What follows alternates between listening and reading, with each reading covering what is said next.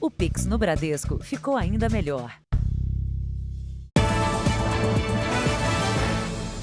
Boa noite. Boa noite. Os registros de latrocínio, que é o crime de roubo seguido de morte, mais do que dobraram na capital paulista de agosto a setembro deste ano? Foram 3 casos a cada 2 dias na maior metrópole do país, só no mês passado.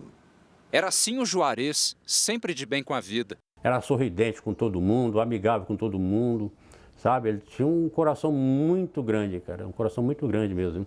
Ajudava todo mundo da forma... Você vê que lá no serviço todo mundo gostava dele. Mas faz 8 meses que o seu Antônio fala do filho também de um outro jeito. Virou estatística, né? Apenas mais um número, né? Juarez Júnior foi morto aqui no centro de São Paulo. Aos 24 anos, o técnico em enfermagem foi vítima de um assalto. Segundo a polícia, 5 criminosos renderam o rapaz, que estava com uma amiga. Além de ser roubado, ele foi morto com um golpe de faca. Histórias como essa têm sido mais frequentes no estado de São Paulo. Dados da Secretaria de Segurança Pública mostram que os números de latrocínio, que é o roubo seguido de morte, aumentaram neste ano. De janeiro a setembro, foram 124 casos. O mês passado foi o mais violento do ano, com 19 mortes. Isso representa um aumento de 171% em relação a agosto. O caso de Juarez está nesta delegacia, mas por falta de provas foi arquivado a pedido do Ministério Público. Mesmo assim, o delegado afirma que o inquérito pode ser reaberto. Neste caso em específico, não há imagens, as testemunhas não falam sobre as características físicas dos autores e também a moça que o acompanhava pouco esclarece. Mas o caso não fica esquecido, a polícia continua a investigar. Nós temos sim esperança e trabalho para que esse caso seja esclarecido em breve. Enquanto isso, seu Antônio vai levando a vida como dá, uma caminhada entre a dor e a indignação. É difícil, a vida continua, mas realmente é difícil, né? Vem as lembranças, né? E depois vem a revolta também, né? Veja agora outros destaques do dia. Servidor diz que foi exonerado meia hora após comunicar TSE sobre falhas na exibição de propaganda de Jair Bolsonaro. E-mail comprova que rádio consultou o TSE sobre o problema. Brasil tem 9º mês seguido de aumento de empregos com carteira assinada. Rússia nega a relação com espião com passaporte brasileiro falso, preso na Noruega. E o que fizeram os candidatos Jair Bolsonaro e Luiz Inácio Lula da Silva há 4 dias das eleições.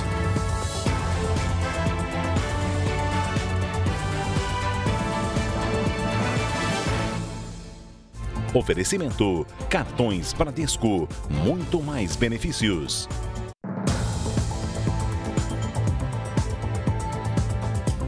No Rio de Janeiro, traficantes utilizam as redes sociais para divulgar e vender drogas livremente. Para aumentar o comércio ilegal, os criminosos também oferecem serviços de entrega para quem tem medo de ir até os pontos de venda. Hoje no gelo, você toma uma cerveja, come um churrasquinho com os cria, fuma um baseado com a tropa, ganha um balão grátis. A promoção é para aumentar a venda de drogas na comunidade do Gelo, em Niterói, região metropolitana do Rio. Você compra maconha de 35 ao vivo, você compra maconha de 20 ao vivo. É que há vários embaladores, meu mano. Bagulho aqui é atendimento VIP. A prática tem sido comum em várias comunidades. A produção da Record TV monitorou perfis em redes sociais e grupos formados por traficantes de pelo menos 8 regiões. Vou falar uma parada pra vocês. Essa daqui vocês não vão encontrar em lugar nenhum. Em fotos, vídeos e até transmissões ao vivo, eles exibem toda a linha de produção do tráfico: drogas, dinheiro, material usado para embalar o entorpecente e armamento pesado. E dão endereço dos pontos de venda de drogas nas comunidades. Olha o tamanho das placas. Só placão de 100. Promoção. As publicações são feitas em perfis abertos nas redes sociais. Uma forma, segundo a polícia, de expandir a venda de drogas e alcançar novos usuários. A ideia é passar a impressão de segurança para quem tem medo de vir a um dos pontos de vendas nas comunidades. Os traficantes oferecem também um serviço de delivery, com entrega da droga em casa. Os perfis, com milhares de seguidores, mostram interações entre traficantes e usuários, alguns de fora do país. As plataformas garantem que têm investido em tecnologias para tentar barrar a prática criminosa nas redes. A polícia diz que monitora os perfis. A Polícia Civil trabalha diuturnamente no sentido de identificar esses indivíduos, né, e responsabilizá-los penalmente. E a polícia, ela busca a todo momento elementos de prova para que a gente possa atribuir a prática desses crimes aos indivíduos que efetivamente praticam essa conduta e conseguir prendê-los em algum momento e retirá-los de circulação. O Brasil se tornou o terceiro país do mundo com mais mulheres na prisão, atrás apenas dos Estados Unidos e da China. Em 2 décadas, a população carcerária feminina quadruplicou e hoje chega a 42 mil brasileiras. Quando Tarsila foi presa em 2006, era dependente química. Nos 10 anos e 8 meses de cadeia, o vício se agravou. É um lugar de recuperação? Nunca. Não, porque você fica lá, você não faz nada. Então, assim, ó, cabeça vazia. Você fica ali, você acorda, você fica num quadrado, você regride. O número de mulheres encarceradas no país quadruplicou em 2 décadas, principalmente por crimes não violentos, como tráfico de drogas e furto. Das mais de 740 mil presas no mundo, 42 mil estão em penitenciárias brasileiras. É a terceira maior população carcerária do planeta em números absolutos. Só fica atrás dos Estados Unidos e da China, segundo o Instituto Britânico ICPR, que realiza pesquisas relacionadas à justiça e ao crime. Esta advogada da Comissão de Política Penitenciária da OAB de São Paulo diz que existem falhas no sistema carcerário feminino. O cárcere foi criado ali pensado no homem, né, no masculino. E essas mulheres, elas são encarceradas da mesma forma, são mães. E o cárcere ele não fornece um tratamento diferenciado para essas mulheres. Os problemas não se restringem ao período em que a mulher fica presa. Quando ela deixa o sistema penitenciário, as dificuldades continuam do lado de fora.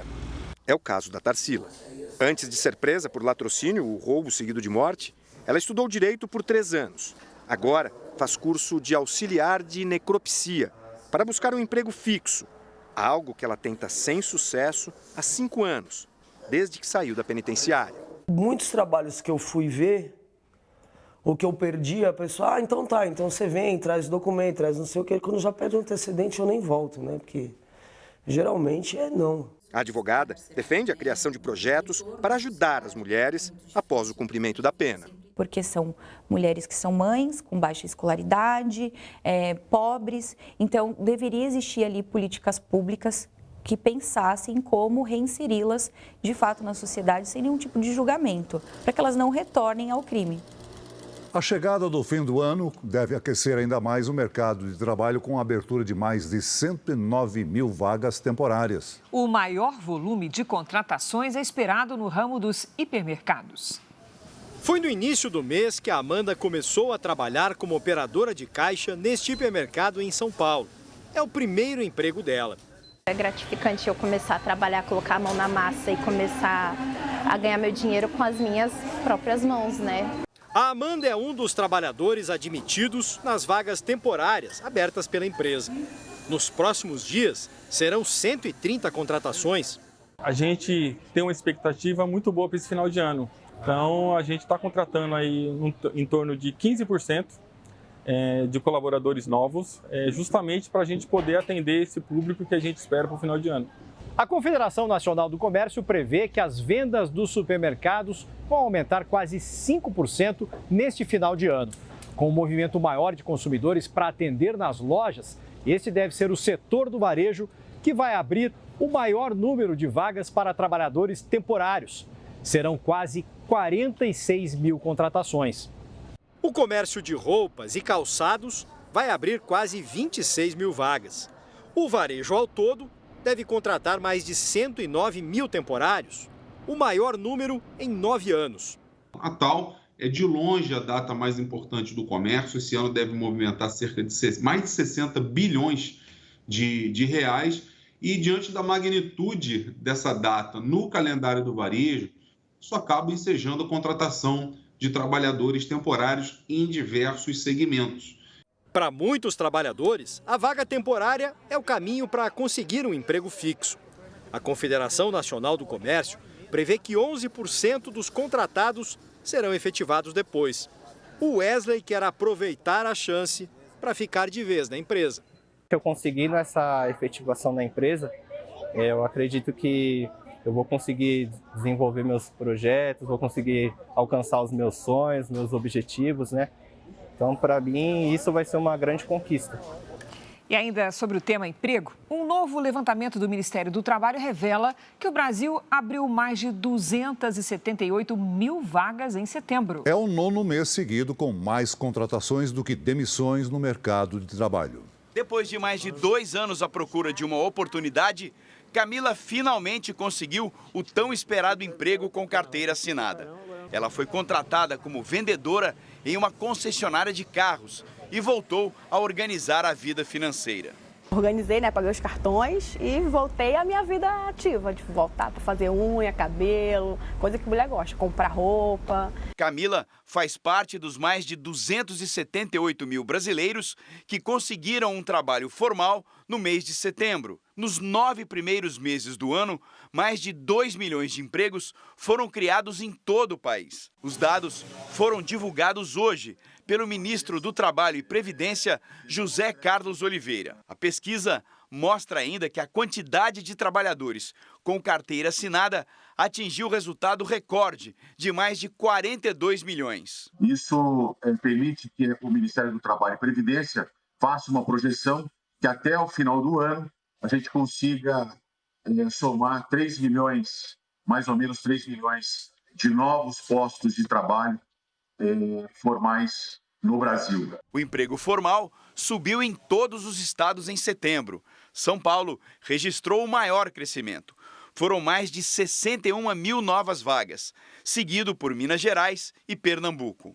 A geração de empregos faz com que o salário pago vá para o consumo das famílias. E isso é muito positivo. Quem tem salário, gasta. E quem gasta, compra alimentos, demanda serviços, paga tributos. O dinheiro parcialmente volta para o governo, então o governo tem mais recursos para investir dentro das suas destinações, dentro das suas prioridades, ou seja, é uma alavanca que faz toda uma engrenagem funcionar. O setor de serviços foi o que mais se destacou, com mais de 122 mil contratações em setembro. O comércio aparece em segundo lugar, seguido pela indústria, construção e pela agropecuária. Renata perdeu o emprego bem no começo da pandemia. Há 2 semanas, conseguiu a vaga de recepcionista. Acabei fazendo trabalhos informais para poder suprir a renda, sempre buscando alguma coisa, mas a gente espera um emprego, a gente espera aquela estabilidade. Para quem conseguiu carimbar a carteira, o fim de ano promete ser de esperança. A ceia de Natal vai ser recheada, vai ser tudo que tem. A rabanada recheada, vai ser a mesa cheia. A embaixada russa na Noruega afirmou hoje que não sabe da existência de um espião russo que, segundo os noruegueses, se passava por pesquisador brasileiro numa universidade no Ártico. Pesquisador de uma das maiores universidades da Noruega e brasileiro. O disfarce parecia perfeito, mas foi descoberto pelo Serviço de Inteligência norueguês. Segundo as autoridades do país, o homem, na verdade, é um espião russo. A identidade dele não foi revelada. As investigações apontam que ele fazia parte de um grupo de estudo sobre a política e possíveis ameaças na região do Ártico, justamente onde a Noruega faz fronteira com a Rússia. A prisão aconteceu no caminho para a universidade. Segundo a polícia, no momento da detenção, o suspeito chegou a apresentar o documento falso brasileiro. A chefe do Serviço de Segurança norueguês explicou que é comum os chamados clandestinos usarem identidades de pessoas que já morreram, principalmente de países da América do Sul. São 198 quilômetros de fronteira entre a Noruega e a Rússia. Os 2 países são importantes fornecedores de gás para o resto da Europa. A Noruega também faz parte da OTAN, a aliança militar que reúne 30 nações, entre elas os Estados Unidos, e que apoia a Ucrânia no conflito no leste europeu. Ainda de acordo com a polícia norueguesa, o falso brasileiro vai ser expulso do país por ser considerado uma ameaça. Estamos preocupados que ele tenha criado uma rede capaz de obter informações que não gostaríamos que chegassem às mãos russas, completou a diretora da polícia. Veja a seguir, ministro Paulo Guedes volta a dizer que salário mínimo e benefícios serão reajustados acima da inflação. E também, servidor do TSE afirma que foi exonerado meia hora depois de comunicar sobre falha na exibição de propaganda eleitoral.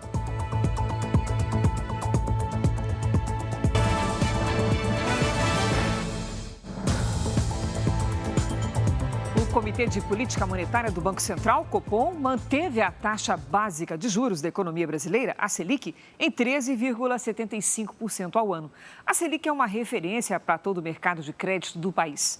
A manutenção nesse valor era esperada pelo mercado, porque a taxa também é um instrumento do Banco Central para conter a inflação. O ministro da Economia, Paulo Guedes, voltou a criticar informações falsas atribuídas a ele. Guedes reforçou que o salário mínimo e os benefícios aos aposentados serão reajustados acima da inflação a partir de 2023. O Brasil já está no trilho e ficamos todo dia sendo sabotados e boicotados com fake news, com mentira, que estão roubando a tranquilidade da família brasileira. Roubam a tranquilidade da classe média, dizendo que nós vamos aumentar impostos, quando na verdade nós estamos baixando os impostos. Roubam a tranquilidade de quem ganha salário mínimo ou dos idosos. Se nós cuidamos dos idosos, de quem ganha salário mínimo durante a pandemia, é claro que agora que a pandemia foi embora, nós vamos dar aumentos de salário acima da inflação e aumentos na pensão e nos benefícios acima da inflação. Veja ainda hoje o que diz o TSE sobre o desligamento do servidor responsável pelo contato com as emissoras de rádio. E também o que fizeram os candidatos Jair Bolsonaro e Luiz Inácio Lula da Silva a 4 dias das eleições.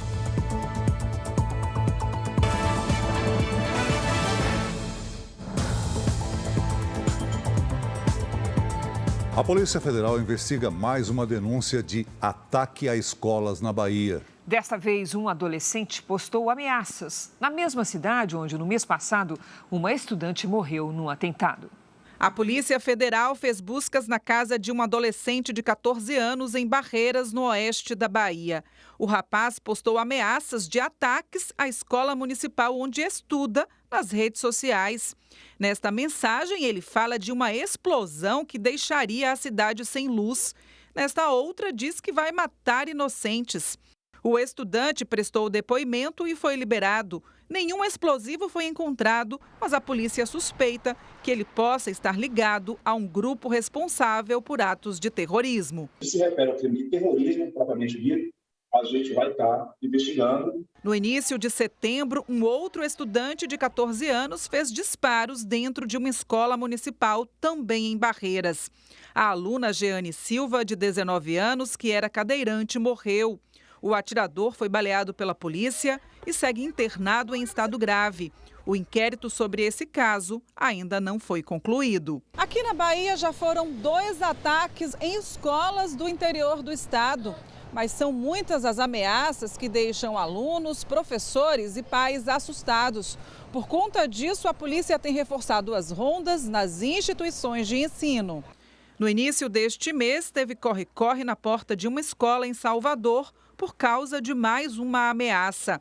Na região metropolitana, as aulas chegaram a ser suspensas numa escola particular pelo mesmo motivo. Este pai fica tenso toda vez que a filha vai para a aula em um colégio no subúrbio da capital baiana, onde também houve um caso. Essas ameaças aí mexiam muito com o psicológico dela. Ela tem medo de ir para a escola e é tanto que eu estou indo buscar. Depois do calorão de 35 graus no Rio Grande do Sul, volta a chover no estado com rajadas de vento de até 96 quilômetros por hora. Vamos saber dos detalhes com a Lidiane Sayuri. Boa noite, Lid. Essa chuva vai seguir para o Sudeste? Como é que vai ser? Segue sim, Cris. Boa noite para você. Oi, Celso. Muito boa noite. Uma ótima noite a todos. Antes de chegar ao Sudeste, a chuva e esse calorão atingem os outros estados do Sul e Centro-Oeste. Neste momento, há muitas nuvens entre o Nordeste e o Norte do Brasil. Nesta quinta-feira, além da frente fria no sul do país, uma circulação de ventos ajuda a formar nuvens de chuva sobre as regiões Centro-Oeste e Sudeste. Nas áreas vermelhas, que pegam Rondônia até a Bahia e de Mato Grosso do Sul até o Rio Grande do Sul, tem alerta para temporais com ventania. Nas manchas amarelas, atenção para chuva forte. Nas áreas claras do mapa, tempo firme. Em Florianópolis, faz até 30 graus e à tarde vem pancada de chuva com raios. No Rio de Janeiro, sol com 35. Em Goiânia, máxima de 34 com chuva à tarde. Em São Luís e em Manaus, até 33. Em São Paulo, tarde quente, com 32 graus. À noite, se preparem que vem chuva para ficar, viu? Na sexta, o sol fica ali encoberto, escondidinho, com chuva a qualquer hora e até 26 graus. O fim de semana segue com chuva e abafado, com máximas de 27 e de 29 graus. Tempo delivery para o Paulo de Balneário Barra do Sul, Santa Catarina. Olha só aqui o Paulo na nossa tela. Paulo, previsão de chuvas isoladas para refrescar. Nesta quinta, faz até 32 graus com chuva à noite. Na sexta, chove a qualquer hora, máxima de 28. No sábado, faz 32, com aquele chove aqui, não chove ali, sabe? Pela manhã e à tarde. A Kelly é da cidade de Várzea, lá na Paraíba. Vamos lá. Kelly, sol tinindo e nada de chuva nos próximos dias aí para você. Abuse da hidratação. Quinta e sexta com 37 graus, no sábado até 34. Previsão personalizada para qualquer cidade do Brasil e do mundo é aqui no Tempo Delivery. Mande o seu pedido pelas redes sociais com a hashtag #VocêJR. Até amanhã, gente. Obrigada, Lidy. Até amanhã, Lidy. Veja ainda hoje o que fizeram os candidatos Jair Bolsonaro e Luiz Inácio Lula da Silva na reta final para as eleições. E também, servidor do TSE afirma que foi exonerado depois de apontar problema em inserções do candidato à reeleição Jair Bolsonaro.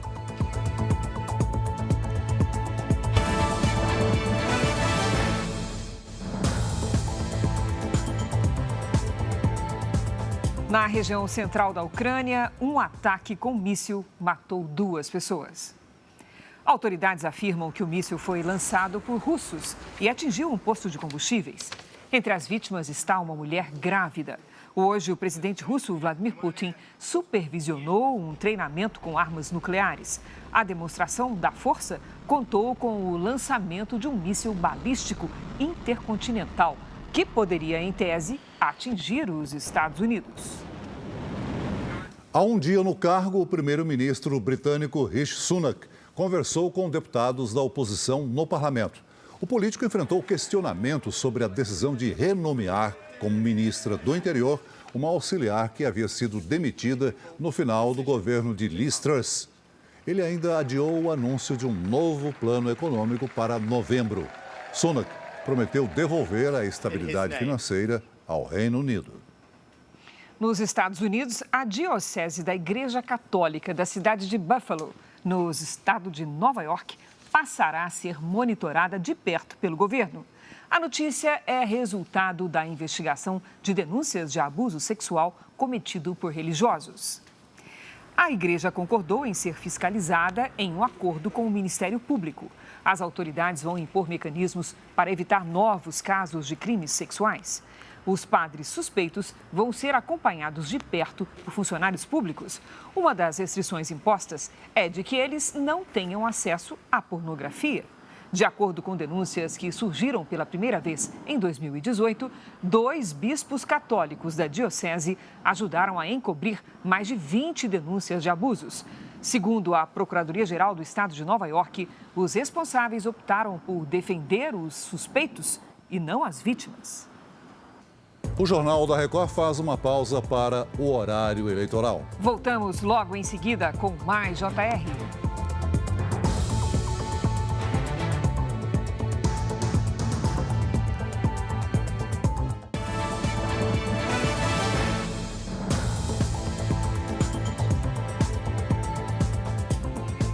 Dobrou em setembro, no trânsito do estado de São Paulo, o número de acidentes que resultaram em lesão corporal culposa, que é quando o motorista não tem a intenção de ferir. A média era de 5.000 casos mensais até agosto. No mês passado, foram mais de 10.000 ocorrências. O acidente aconteceu há 2 meses. Mas na memória do Gustavo, que se recupera, as lembranças ainda estão vivas. Eu lembro de... Eu tá lá, aí quando o carro veio eu começar a gritar. Eu lembro de ver o Eduardo. Eduardo, o melhor amigo do ator, estava ao lado dele quando tudo aconteceu. Os dois foram atropelados por uma vizinha que, ao tirar o carro de câmbio automático da garagem, perdeu o controle. O telefone tocou, falando que o Gustavo estava debaixo do carro. Aí só foi o impulso de eu sair correndo e vim ver o que tinha acontecido. Ele falou: mãe, fica calma, eu tô bem. Eduardo, de 12 anos, não resistiu aos ferimentos. Gustavo passou por várias cirurgias. Teve fratura exposta, quebrou a bacia, a perna e o braço. Já em casa, faz sessões de fisioterapia diariamente para voltar a andar. As pessoas têm que tomar mais cuidado. Tipo, se não souber dirigir, não dirige. Se não souber usar carro automático, não use. Segundo dados da Secretaria de Segurança Pública de São Paulo, nos últimos 9 meses, ocorreram mais de 50.000 acidentes de trânsito considerados culposos. O mês de setembro foi o pior deles, com mais de 10.000 ocorrências. O acidente no trânsito, ele já é uma epidemia. Mata mais que uma guerra. Isso assusta, né? Porque você vê a quantidade, né, de acidentes e a imprudência, né, dos motoristas ao pegar os seus veículos, né? Essa advogada, especialista em direito de trânsito, atribui o aumento no número de acidentes a uma legislação branda. As nossas leis são fracas, a fiança, você paga a fiança e simplesmente sai. A vizinha que causou o acidente foi indiciada por 2 crimes. Em plena recuperação, o garoto não vê a hora de voltar a atuar e já sabe direitinho o que não se deve fazer ao volante. Não ficar no celular, não ficar conversando, não ficar em WhatsApp, ligação e nem nada. Em 2 anos, mais de 100 jovens já fizeram denúncias contra trotes na Universidade Federal de Ouro Preto. Há 2 meses, um rapaz chegou a ficar em coma após tomar uma mistura de bebida alcoólica, óleo e molhos. O Ministério Público Federal pediu para a universidade mudar os critérios de admissão de estudantes nas repúblicas, mas até agora nada foi feito. Ana Amélia foi aluna da Universidade Federal de Ouro Preto, em Minas Gerais, e morou em uma república. Ela diz que, na época, os trotes eram violentos. Às vezes ficava com medo dessas coerções, o que viria de consequência disso, porque ameaçava-se da gente ser expulso da casa. Ouro Preto tem cerca de 60 repúblicas federais conveniadas à universidade. Em muitas dessas moradias, os novos estudantes são submetidos a situações constrangedoras e perigosas pelos alunos mais velhos, como forma de testes para conseguir um lugar nas residências. Em 2020, o Ministério Público Federal recebeu denúncias de jovens e pais sobre os trotes. Em um dos relatos, uma vítima disse que, para conseguir a vaga definitiva na República, o calouro passa por todo tipo de humilhação e tortura psicológica, além de ser forçado ao consumo de bebidas alcoólicas sem sua vontade. Foi o que aconteceu com Ayrton, que ficou 16 dias em coma após ser obrigado pelos veteranos a tomar uma mistura de cachaça, óleo, molho de soja e molho de pimenta. A Polícia Civil de Minas Gerais investiga o caso de Ayrton, que foi em agosto, mas disse que só vai passar mais informações após a conclusão do inquérito. O Ayrton está se recuperando lentamente, o psicológico dele ainda está muito abalado. No documento enviado à universidade há 2 anos, o Ministério Público Federal disse que a instituição nunca quis coibir os trotes violentos, conhecidos como batalhas. O procurador pediu mudanças no sistema de admissão de estudantes nas repúblicas. Dos 103 calouros que fizeram denúncias, 92 desistiram de ficar nas moradias por medo das consequências. A Universidade Federal de Ouro Preto informou que o trote é proibido no âmbito da instituição e que a prática violenta pode implicar na suspensão e até desligamento dos envolvidos. Quando questionada sobre o pedido do Ministério Público Federal, a universidade não respondeu sobre os trotes nas repúblicas. Não consegui morar mais tempo, justamente por causa dessas pressões psicológicas que ocorriam. Um levantamento do governo mostra que os investimentos feitos em tecnologia 5G no Brasil ajudaram no crescimento de pequenas empresas. O país tem hoje quase 30 companhias digitais que conseguiram expandir e, atualmente, possuem valor de mercado acima de R$1 bilhão.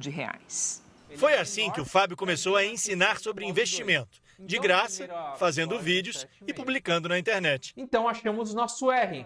Ele investiu R$20 mil para criar a empresa e a internet alavancou o negócio. A startup dele, que é uma empresa iniciante com foco em tecnologia, virou uma escola que treina bancários na área de investimento financeiro. A gente ensina, a gente fala que a gente destrava para ele poder conversar de investimentos com qualquer um. O Ministério da Economia fez um levantamento que aponta como os investimentos em 5G no Brasil influenciaram no crescimento de pequenas empresas, como as startups. Segundo o estudo, o país tinha há 5 anos apenas uma empresa digital com valor de mercado acima de R$1 bilhão. Agora, com a nova tecnologia, passou a ter quase 30. Para o Ministério, investir em digitalização de empresas também aumentou a produtividade. Com esse ganho de inovação, esse ganho de produtividade a partir de todo o processo das startups, a gente espera aumentar ainda mais a produtividade de toda a economia brasileira, gerando mais emprego, gerando mais renda, gerando mais riqueza para o país. A decisão de investir na tecnologia para impulsionar o pequeno negócio tem explicação nos números. Segundo o Ministério da Economia, as micro e pequenas empresas são maioria, representam 99% de todas as companhias em funcionamento no Brasil. Respondem por 72% dos empregos formais e 30% do PIB do país. 86 milhões de brasileiros são beneficiados, direta ou indiretamente, pelos pequenos negócios. A empresa digital do Fábio ganhou valor de mercado em 3 anos. Passou de R$400 mil para 11 milhões. E a previsão é dobrar o quadro de funcionários nos próximos 12 meses. A minha intenção hoje é trazer investidores para a gente conseguir alavancar, para a gente conseguir crescer mais, porque a gente tem um crescimento ainda muito grande pela frente. O presidente do Tribunal Superior Eleitoral, Alexandre de Moraes, negou a abertura de investigação sobre a denúncia da campanha de Jair Bolsonaro de que algumas emissoras de rádio não exibiram corretamente a propaganda do candidato à reeleição. Nós vamos a Brasília com o repórter Clébio Cavagnoli. Boa noite, Clébio. Olá, Celso. Boa noite a você, a Cris e a todos. Na decisão, Moraes afirma que o relatório apresentado pela campanha de Bolsonaro não fornece informações suficientes para comprovar a denúncia. Moraes diz ainda que a empresa que elaborou o relatório não é especializada em auditoria. O ministro avalia que a campanha do presidente pode ter cometido crime eleitoral com a finalidade de tumultuar o segundo turno em sua última semana e, por isso, acionou a Procuradoria-Geral Eleitoral para apurar eventual desvio de finalidade. Por fim, Moraes incluiu o caso no inquérito que investiga milícias digitais no Supremo Tribunal Federal. Celso, Cris. Obrigado, Clébio. O presidente Jair Bolsonaro, candidato à reeleição pelo PL, fez um pronunciamento agora há pouco sobre a decisão do TSE. De Brasília, o repórter Luiz Fara Monteiro tem as informações. Boa noite, Fara. Boa noite, Celso. Boa noite, Cris, e a você que nos acompanha. O presidente Jair Bolsonaro questionou a decisão da Justiça Eleitoral de não dar seguimento à reclamação de sua coligação sobre eventuais não veiculações de sua propaganda política em algumas emissoras de rádio. Ao citar diretamente o presidente do TSE, ministro Alexandre de Moraes, Jair Bolsonaro protestou contra a instauração de um procedimento administrativo determinado pelo TSE para apurar um possível desvio de finalidade do fundo partidário de sua coligação. O presidente afirmou ainda que a empresa de auditoria contratada para verificar a inserção de propaganda política tem um desbalanço muito contrário à sua candidatura e favorável à candidatura do Partido dos Trabalhadores. Vamos acompanhar um trecho da declaração do presidente Bolsonaro. O senhor Alexandre de Moraes, no linguajar popular, matou no peito o processo, encaminhou para o Supremo, parte ou em todo para o inquérito de fake news que ele mesmo conduz. Ou seja, o inquérito que ele é totalmente dono dele. É um inquérito que não segue a nossa Constituição e não tem respaldo do Ministério Público também. E ali, na peça, de forma preliminar, foi passado que o partido tem que responder por ter usado o fundo partidário de maneira irregular. Porque, segundo o senhor Alexandre de Moraes, o fundo partidário não pode ser usado para fazer auditoria. E, mais ainda, manda investigar o autor da denúncia de que o autor estaria tentando tumultuar o processo eleitoral. Nós não entendemos dessa maneira. Com toda certeza, o nosso jurídico deve entrar com recurso, já que foi para o Supremo Tribunal Federal. Ou seja, da nossa parte, nós iremos às últimas consequências, dentro das 4 linhas da Constituição, para fazer valer aquilo que as nossas auditorias constataram. Realmente um enorme desequilíbrio tocante às inserções. Isso, obviamente, interfere na quantidade de votos no final da linha.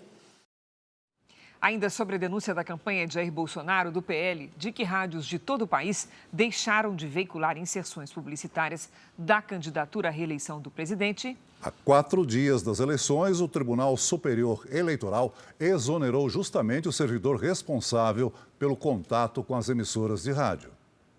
A demissão do servidor Alexandre Gomes Machado acontece depois da denúncia de que rádios de todo o Brasil teriam deixado de exibir inserções da campanha do presidente Bolsonaro. O ministro das Comunicações, Fábio Faria, protocolou uma primeira reclamação ao TSE e avisou à imprensa na segunda-feira. Pouco depois, o presidente do TSE, Alexandre de Moraes, deu 24 horas para que a coligação de Bolsonaro apresentasse as provas. O documento pedido pelo ministro foi entregue na noite de terça-feira. Segundo o relatório apresentado, foram pelo menos 700 inserções a menos no segundo turno, a partir de uma amostragem de 8 emissoras de rádio no Nordeste. Essa informação é uma informação muito grave, porque isso afeta diretamente a condições de igualdade entre todos os candidatos que disputam a eleição. Existe um desequilíbrio que isso pode haver até o comprometimento do resultado eleitoral. O TSE diz que compete às emissoras de rádio e de televisão cumprirem o que determina a lei sobre a divulgação da propaganda eleitoral durante a campanha e que não é função do TSE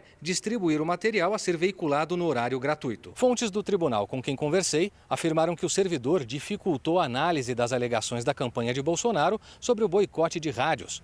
Machado teria atrapalhado o trabalho que estava sendo feito pela corte para responder à ação apresentada pelo candidato à reeleição. Mesmo assim, ele vinha sendo mantido no cargo, porque o presidente do TSE, Alexandre de Moraes, planejava realizar uma troca mais ampla na equipe só depois do segundo turno das eleições. Em nota, o PL, partido do presidente Jair Bolsonaro, afirmou que todas as entregas foram realizadas no prazo e nas condições especificadas pelo Tribunal Superior Eleitoral. E termina afirmando que quem manda as inserções para as emissoras é o TSE e não a campanha. O Tribunal Superior Eleitoral comentou a exoneração do servidor por meio de nota. O TSE alegou práticas de assédio moral. Já Alexandre Gomes Machado diz que foi vítima de abuso de autoridade. O servidor teria sido exonerado meia hora depois de fazer um alerta sobre uma possível falha na veiculação das propagandas eleitorais. A demissão de Alexandre Gomes Machado se deu de forma repentina. É o que mostra o conteúdo do depoimento dado pelo servidor do Tribunal Superior Eleitoral à Polícia Federal. No termo de declaração, Alexandre diz que, sem que houvesse nenhum motivo aparente, foi exonerado do cargo e conduzido por seguranças para fora do tribunal, tendo que entregar o crachá. O servidor explica que, na condição de coordenador do pool de emissoras do TSE, recebeu e-mail enviado pela emissora de rádio JM Online, no qual a rádio admitiu que, de 7 a 10 de outubro, deixou de veicular em sua programação 100 inserções da coligação Pelo Bem do Brasil, referentes ao candidato Jair Bolsonaro. Na declaração à Polícia Federal, Alexandre Machado informou que encaminhou o fato por e-mail à Secretaria-Geral da Presidência do TSE e que 30 minutos depois disso foi informado por seu chefe imediato de que estava sendo exonerado. Alexandre disse que se sentiu vítima de abuso de autoridade e temeu por sua integridade física. Por isso, procurou a PF. No e-mail enviado pela emissora de rádio ao TSE, a representante afirma: tendo em vista que não recebemos os mapas de mídia da coligação Pelo Bem do Brasil, vimos respeitosamente solicitar orientação deste egrégio tribunal sobre como proceder com relação aos spots que não foram veiculados no total de 100 spots. Spot é como o mercado publicitário chama as propagandas gravadas. Alexandre disse à Polícia Federal que acredita que a razão de sua exoneração seja pelo fato de que desde o ano de 2018 tenha informado reiteradamente ao TSE que existem falhas na fiscalização e acompanhamento na veiculação de inserções da propaganda eleitoral gratuita. Em nota, o Tribunal Superior Eleitoral afirma que a exoneração do servidor foi motivada por indicações de reiteradas práticas de assédio moral, inclusive por motivação política, que serão devidamente apuradas. Inicialmente, o TSE não falou em assédio ou motivação política. Afirmou apenas que a exoneração era uma movimentação normal dentro do tribunal. Diz ainda que as alegações feitas pelo servidor em depoimento perante a Polícia Federal são falsas e criminosas e que, ao contrário do informado em depoimento, a chefia imediata do servidor esclarece que nunca houve nenhuma informação por parte do servidor de que desde o ano de 2018 tenha informado reiteradamente ao TSE que existam falhas de fiscalização e acompanhamento na veiculação de inserções de propaganda eleitoral gratuita. A rádio JM-FM de Uberaba diz que no início do segundo turno das eleições presidenciais, os mapas e materiais de uma das campanhas deixaram de ser enviados. Tal fato foi detectado no dia 10 de outubro. A emissora diz que, até a presente data, não obteve a resposta do que deveria fazer. O candidato à reeleição, Jair Bolsonaro, esteve hoje em Minas Gerais. O dia de campanha do presidente começou com uma carreata em Governador Valadares, no norte de Minas. Depois, Jair Bolsonaro foi a Teófilo Otoni, onde se reuniu com lideranças e participou de um comício. O candidato à reeleição esteve ainda em Uberlândia, no Triângulo Mineiro, e participou de uma carreata. O candidato do PT, Luiz Inácio Lula da Silva, disse em entrevista hoje que pretende aumentar o número de ministérios se for eleito. O candidato à presidência pelo PT, Luiz Inácio Lula da Silva, passou o dia em São Paulo. Pela manhã, deu uma entrevista a uma emissora de rádio do Amazonas. Lula voltou a dizer que quer aumentar o número de ministérios. Eu vou criar o Ministério dos Povos Originários, sabe, que eu acho que está na hora da gente respeitar um pouco os indígenas brasileiros. Eu vou recriar o Ministério das Mulheres, o Ministério da Igualdade Racial. Nós vamos recompor o Ministério da Cultura, que é uma coisa muito importante que foi acabada.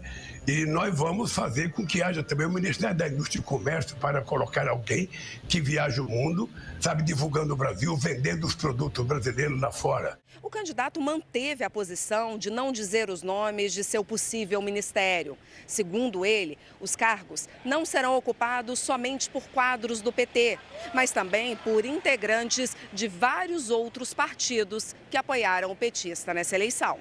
No final da tarde, Lula se encontrou com representantes da Confederação Nacional dos Municípios.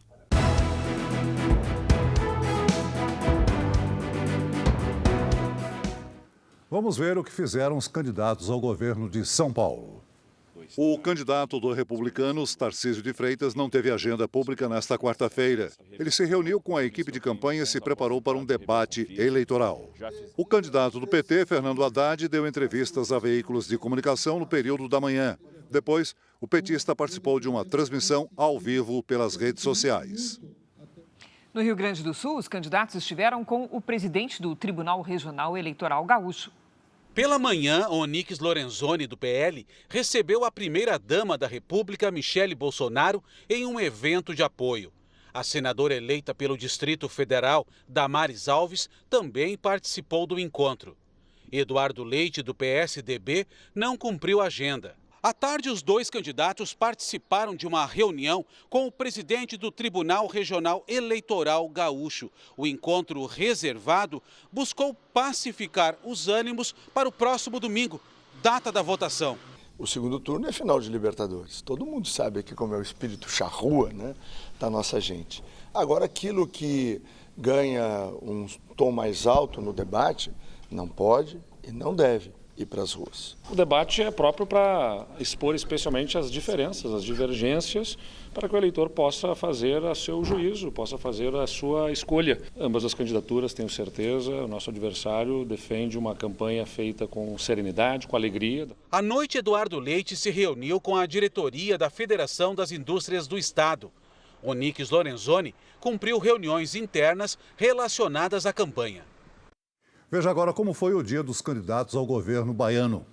Jerônimo Rodrigues, do PT, gravou vídeos para o programa eleitoral. Depois fez carreatas em São Desidério e Barreiras, no interior do estado. Já a ACM Neto, do União Brasil, esteve em Teixeira de Freitas, no sul da Bahia, e mais tarde participou de uma carreata em Eunápolis, no norte do estado. As direções nacionais do PTB e do Patriota aprovaram hoje a fusão entre as duas siglas. O novo partido vai se chamar Mais Brasil. As legendas não tinham atingido a cláusula de barreira na eleição para a Câmara dos Deputados. Com a fusão, o novo partido consegue chegar ao número mínimo de votos exigido pela legislação para ter direito ao fundo partidário e à propaganda gratuita no rádio e na TV. Preso depois de trocar tiros com policiais federais, o presidente de honra do PTB, Roberto Jefferson, não deve ser nomeado para cargos no Mais Brasil. No noticiário internacional, no Peru, estudantes incendiaram a porta de uma universidade durante um protesto. As imagens mostram móveis danificados e estradas bloqueadas, enquanto estudantes seguram cartazes pedindo a renúncia do reitor da Universidade San Cristóbal de Huamanga, no sul do país. Os estudantes protestam há mais de 11 dias no local e se revoltaram após a polícia não atender a seus pedidos. Eles pedem novos professores, um novo refeitório e melhores condições de ensino. Agora, futebol. O Flamengo e o Atlético Paranaense já estão no Equador para disputar a final da Copa Libertadores. As torcidas dos dois clubes fizeram festa nos aeroportos do Rio de Janeiro e Curitiba para se despedir dos jogadores. A decisão será no próximo sábado. Em Curitiba, o clima já é de final. Toda essa festa foi para acompanhar o embarque da equipe para a cidade de Guayaquil. Não vejo a hora que chegue do sábado, parece que vai durar um mês ainda. Jogadores e comissão técnica desceram do ônibus e passaram no meio dos torcedores. Até o pentacampeão, o técnico Felipão, recebeu essa energia de pertinho. A recepção deles aí mostra quanto eles estão acreditando na gente, quando a gente confia neles também, sentir essa energia deles vai fazer diferença pra gente lá. A festa no embarque virou tradição quando o time vai decidir um título importante. E com 2 clubes brasileiros na decisão, a concentração de torcedores no aeroporto não foi só aqui em Curitiba. No Rio de Janeiro, uma multidão também acompanhou o embarque do Flamengo para a disputa do próximo sábado. Os torcedores acompanharam o ônibus que levou os jogadores do centro de treinamento na Zona Oeste até o Aeroporto Internacional Tom Jobim, na Ilha do Governador, zona norte da cidade. E para ver o time do coração, vale tudo. De barco, de cima da árvore e até em cima do ônibus. O Atlético Paranaense vai entrar com a retranca clássica do Filipão, mas o Flamengo vai conseguir quebrar e vai ser 2-0, um de Pedro e um de Gabigol. Os cariocas buscam o tricampeonato continental, enquanto os paranaenses tentam o título inédito. Quem ficar com o título recebe o equivalente a 83 milhões de reais e tem vaga garantida no Mundial de Clubes da FIFA. O Jornal da Record de hoje termina aqui. Esta edição na íntegra e também a nossa versão em podcast estão no Play Plus e em todas as nossas plataformas digitais. E à 00:30 tem mais Jornal da Record. Você fica agora com Reis. E logo depois de Amor Sem Igual, tem Prova do Fazendeiro, ao vivo, em A Fazenda. Ótima noite para você. Boa noite.